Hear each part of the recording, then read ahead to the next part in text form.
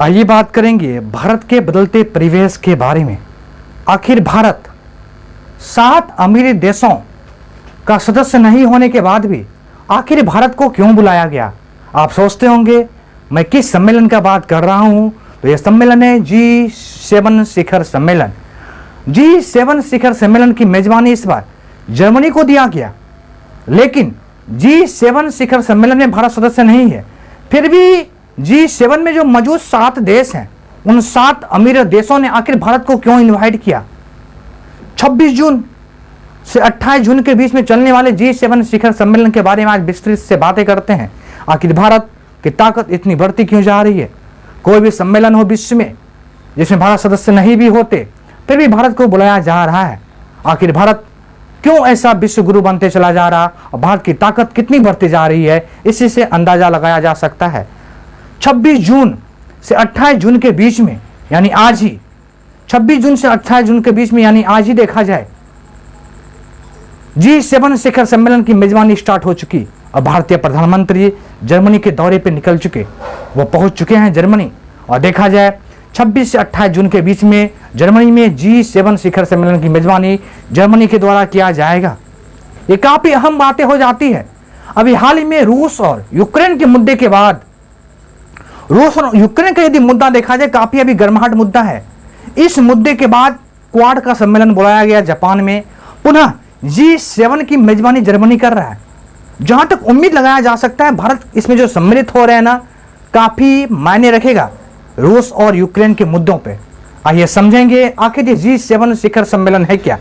आखिर इसमें 7 अमीर देश, वो कौन कौन सा देश है, आखिर इसकी स्थापना कब हुई थी, इसका काम क्या होता है, और भारत इसका देश नहीं भी सदस्य नहीं होने के बाद भी भारत को आमंत्रित क्यों किया गया।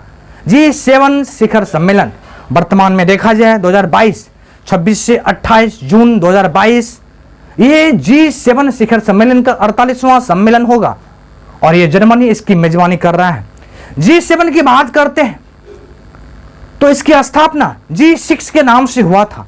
G6 में उस समय देखा जाए तो France, Germany, Italy, England, USA, Japan, ये 6 देश मिलके उस समय 1975 में G6 की स्थापना किया था। लेकिन पुनः एक शक्तिशाली देश को इसमें शामिल किया गया, वो देश था कनाडा। कनाडा को 1976 में ऐड किया गया, यानी 1975 में G6 के नाम से यह सम्मेलन यानी यह एक संगठन को बनाया गया। विस्तृत बातें में देखा जाए तो यह G7 एक सरकारी संगठन है जिसकी स्थापना 1975 में G6 देशों ने किया और 1976 में कनाडा एक शक्तिशाली देश के रूप में G7 में सम्मिलित हो गए। यह G7 आगे चल के G8 भी बना था। आपको याद होगा रूस काफी शक्तिशाली देश है, रूस, और अभी वर्तमान में रूस और यूक्रेन की मुद्दा काफी गहराया हुआ है। तो 1997 में G7 को G8 बनाया गया था और इस G7 को जब G8 बनाया गया ना, इसमें रशिया सम्मिलित हो गए थे और रशिया जैसे सम्मिलित हुआ काफी मायने रखने लगा इस सम्मेलन का। तो देखा जाए G7 एक बार G8 भी बना था, लेकिन कुछ ही दिन तक रशिया इसमें शामिल रह सका और कुछ दिनों के बाद रशिया को पुनः बाहर कर दिया गया। यानी मैं बात कर रहा हूं 2014 की। 2014 में एक युद्ध हुआ था जिसका नाम था क्रीमिया युद्ध। इस क्रीमिया युद्ध के बाद रशिया को पुनः बाहर कर दिया गया और यह G8 जो 1997 में बने थे ना, वो पुनः G7 में रह गया। यानी देखा जाए G7 में 7 शक्तिशाली देश हैं। वो शक्तिशाली देश इकोनॉमिक की दृष्टि से देखा जाए, एजुकेशन की दृष्टि से देखा जाए, हेल्थ, इंफ्रास्ट्रक्चर, इन सारी चीजों को देखा जाए, ये सभी देश काफी अमीर देश हैं। इसमें भारत नहीं है, फिर भी भारत को आखिर बुलाया क्यों गया? कल G26 से 28 के बीच में G7 का शिखर सम्मेलन जर्मनी मेजबानी कर रहा है। जब भारत इसमें सदस्य नहीं है, आखिर भारत को क्यों बुलाया गया? तो इससे अंदाजा लगाया जा सकता है भारत की पहुंच कितनी होती जा रही है, भारत कितने आगे बढ़ते चले जा रहे हैं, भारत की शक्ति कितनी मजबूत होती जा रही है, इसी से अंदाजा लगाया जा सकता है। आइए बात करेंगे 2020 की। 2020 में USA राष्ट्रपति डोनाल्ड ट्रंप थे। उस समय 4 मुख्य अतिथि देश को बुलाया गया था और ये 4 देश थे, देखा जाए तो भारत, दक्षिण कोरिया, ऑस्ट्रेलिया और रूस। आप सोचते होंगे फिर रूस को क्यों बुलाया गया?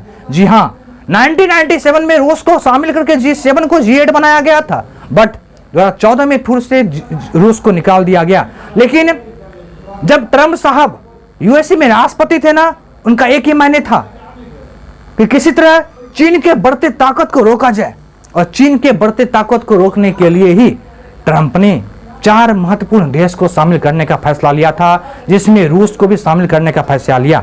लेकिन दुर्भाग्य 2020 में ट्रंप साहब इसकी मेजबानी नहीं कर सके, क्योंकि कोविड काल का समय था और यह मेजबानी 2020 में G7 का नहीं हो सका। पुनः 2021 की बारी आती है और G7 की मेजबानी मिल गया ब्रिटेन को, बोरिस जॉनसन, और इन्होंने देखा जाए पिछले वर्ष ही 2021 में G7 की मेजबानी किया। आपको पता होगा ब्रिटेन और रूस के संबंध सही नहीं है, तो बोरिस जॉनसन के द्वारा कहे गए कि 4 मुख्य अतिथि देश को जो ट्रंप साहब बुलाए थे, मैं रूस को फिर से शामिल होने नहीं दूंगा। और वही हुआ 2021 में जब ब्रिटेन इसकी मेजबानी कर रही थी ना, तो 3 देश को मुख्य अतिथि के रूप में बुलाया गया था, लेकिन रूस को फिर नहीं बुलाया गया। और ये 3 देश में शामिल थे अपना प्यारा देश भारत, दक्षिण कोरिया और ऑस्ट्रेलिया। ये तीनों देश को पुनः शामिल किया गया और देखा जाए 2021 में ब्रिटेन इसकी मेजबानी की। 2021 में काफी मुद्दा गरमाए थे, क्योंकि 3 देश को शामिल किया गया। ये 3 देश इसमें सम्मिलित नहीं थे, यानी सदस्य नहीं थे, फिर भी शामिल किया गया। भारत की ताकत का अंदाजा यहीं से लगाया जा सकता है, आखिर कोई भी सदस्य नहीं होने के बाद भी भारत को बुलाया क्यों जाता है। पुनः वही हुआ जर्मनी इस बार, यानी आज से ही 26 से 28 ये जर्मनी मेजबानी करेगा G7 शिखर सम्मेलन का। भारत सदस्य नहीं है, फिर भी भारत को बुलाया गया। हम भारतवासियों के लिए गर्व की बात होती है कि भारत आज विश्व गुरु बनता जा रहा है।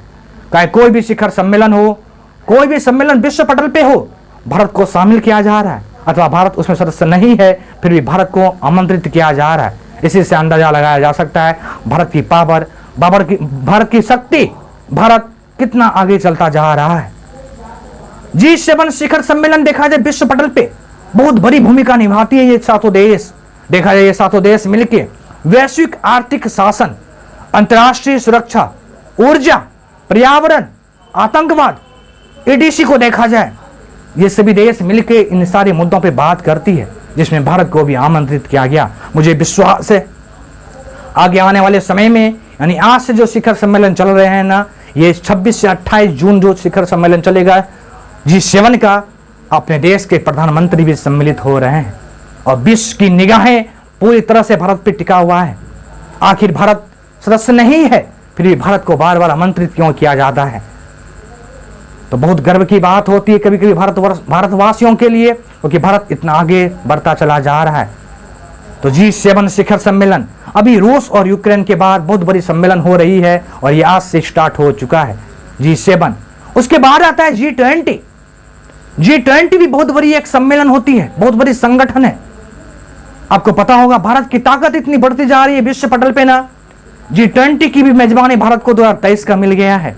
2023 में भारत देखा जाए 1 दिसंबर 2022 से 30 नवंबर 2023 तक भारत G20 का भी मेजबानी करेगा। और देखा जाए कैबिनेट मंत्री के द्वारा ये दे दिया गया कि भारत में जो G20 की मेजबानी होंगे ना, ये जम्मू और कश्मीर में किया जाएगा। वही जम्मू कश्मीर याद कीजिए, जब 370 की नहीं हटे थे जम्मू कश्मीर में ना, तो भारत के तिरंगा को भी फहराना वहां मना कर दिया गया था। लेकिन आज वो जम्मू कश्मीर भारत का अखंड हिस्सा बन चुका है। और G20 जो विश्व पटल पे देखा जाए बहुत बड़े सम्मेलन होते हैं, इस सम्मेलन की मेजबानी 1 दिसंबर 2022 से 30 नवंबर 2023 तक भारत के हाथों में रहेगा। और ये भारत फाइनली जो मेजबानी होते हैं ना, इसका मेजबानी जम्मू कश्मीर में करेगा।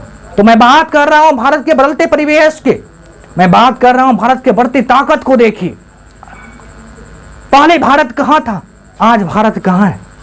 आज कोई भी सम्मेलन हो विश्व में जिसका सदस्य भारत नहीं है, फिर भी भारत को बुलाया जाता है। तो इससे पता चलता है भारत की परिवेश कितनी बदलती जा रही है, भारत की ताकतें कितनी बदलती जा रही है।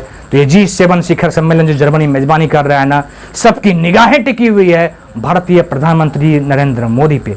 आखिर नरेंद्र मोदी जी जर्मनी पहुंच चुके हैं और इन्होंने पहुंचने के बाद आज और कल ये G7 शिखर सम्मेलन में सम्मिलित होंगे और भारत का प्रतिनिधित्व करेगा। हम भारतवासियों के लिए बहुत गर्व की बात होगी, क्योंकि G7 में भारत सदस्य नहीं है, फिर भी भारत इसमें सम्मिलित होने जर्मनी पहुंच चुका है। और यह G7 बहुत मायने में देखा जाए, विश्व पटल पे देखा जाए, रूस और यूक्रेन की मुद्दा को देखा जाए, काफ़ी हाईलाइटेड हो रहे हैं। चलिए, मैंने बात किया भारत के बदलते परिवेश को, मैंने बात किया G7 शिखर सम्मेलन के बारे में। यहाँ से बहुत सारे बातें निकलती है और भारत की बदलती परिवेश की भी जानकारियाँ यहाँ से दिखती है। जय हिंद। यदि आपको यह मेरा वीडियो पसंद हो तो आपने लाइक भी करें, और G7 के बारे में आपके क्या मोटिव है, आखिर भारत का बदलता परिवेश, भारत की बढ़ती ताकत के बारे में आपका क्या व्यूज है, आप मेरे कमेंट बॉक्स में जाकर जरूर कमेंट करें। और इस G7 शिखर सम्मेलन के बारे में और भारत के बदलते परिवेश के बारे में, भारत की बढ़ती ताकत के बारे में आप जरूर अपना कमेंट और व्यूज दें। जय हिंद। यदि आपको मेरा वीडियो पसंद हो तो आपने लाइक करें।